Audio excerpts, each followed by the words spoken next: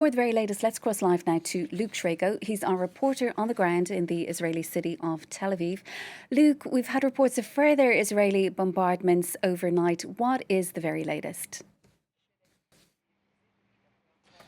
Indeed, Israeli strikes have continued throughout the night on Gaza from Saturday to Sunday, with hundreds of strikes on what Israel has called the Hamas infrastructure targets, as Hamas authorities in Gaza on Sunday have already started to update their death toll, saying that they are on the rise. Now, the Israeli Defense Forces have said that it has hit tunnels, command posts and warehouses holding munitions as it widens its offensive in the south of Gaza.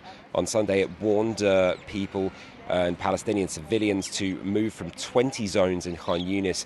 As we know, the entire Gaza Strip has now been divided into many different small numbered parcels of land in an effort to move people out of what are likely to become combat areas before fighting begins, a means to try and avoid the mass civilian displacement we've seen in the early stages of the war and indeed excess civilian deaths. Now, there has been criticism of this, with aid agencies saying that the map isn't useful because it doesn't tell Palestinian civilians where they can go for shelter. We've been hearing that there has been panic in Gaza after notifications coming through by text telling people to leave the areas where they currently are.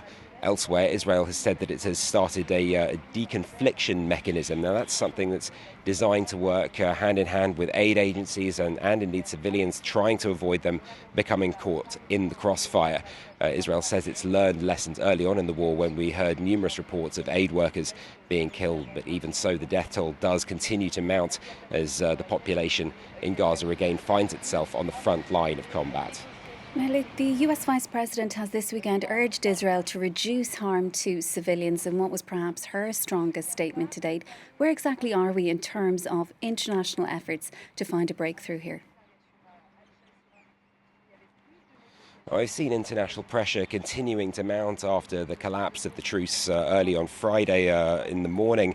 International negotiators still seeking to restart the pause in the fighting, but that looks extremely difficult with both Israel and Hamas digging in their heels and continuing to blame each other for the collapse of the ceasefire, for failing to adhere to the terms of the truce. Now, criticism also coming in, as we've heard, from as the death toll begins to rise from the US Vice President Kamala Harris. She on Saturday spoke about civilian deaths of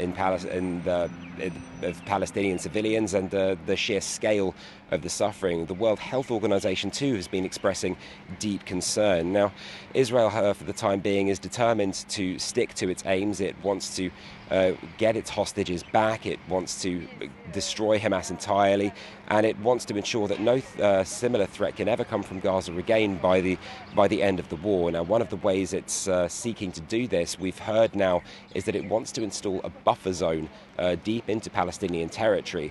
Now, the US Secretary of State has said that Palestinian territorial integrity must be respected, and Israel has said that there won't be any Israeli troops stationed in Palestinian territory on that buffer zone. But it does seem that with the Israeli government here appearing to believe that it has got everything it can out of the truce before it expired, there is no appetite yet for any kind of further pause in the fighting. Luke, for now, thank you. That is our reporter on the ground in Tel Aviv, Luke Shrago.